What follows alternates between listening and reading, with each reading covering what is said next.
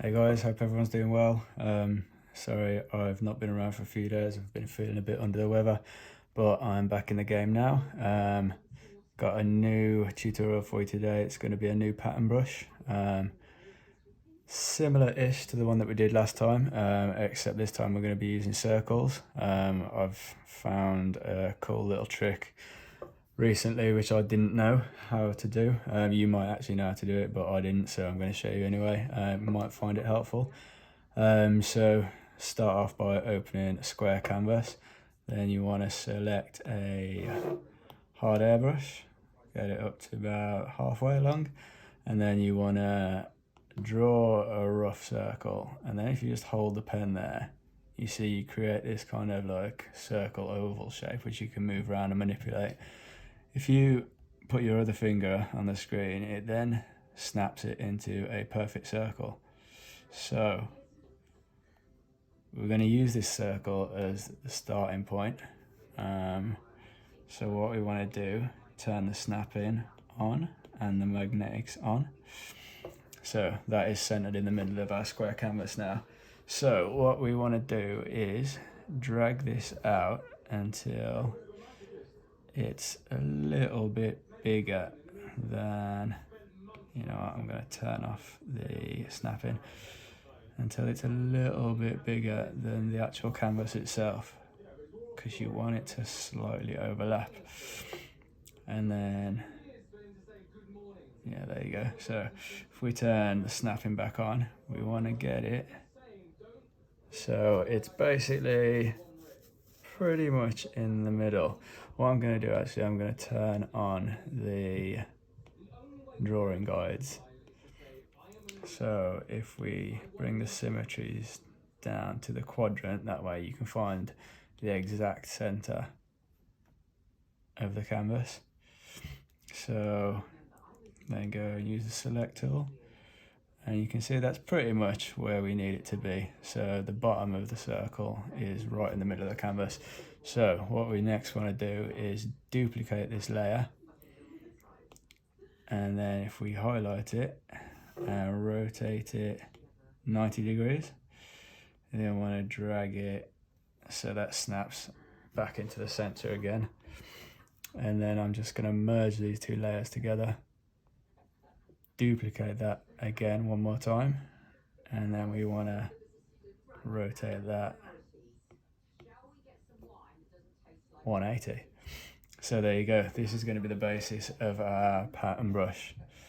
I'm just going to do a little bit more detail here, just otherwise it's just going to be a bunch of circles, which is cool, but you can make something a little bit more interesting to look at. So let me just change these guides one more time, edit the drawing guide, come down to the options, and then change it to radial.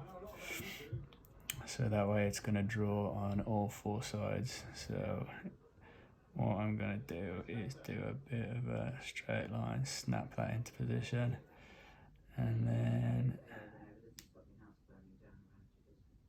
do something a little bit like that, and then also do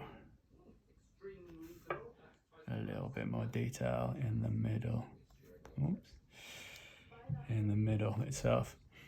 Okay, so there you go. That is the basis of our pattern brush. So you then want to come up to the little actions part, come to the add button, and then go down to copy canvas like we did in the last video. And then you want to open up your brushes, go to my brushes, and then add a new one. Then you want to come down to grain and edit, import, and then paste. So that is your pattern brush there.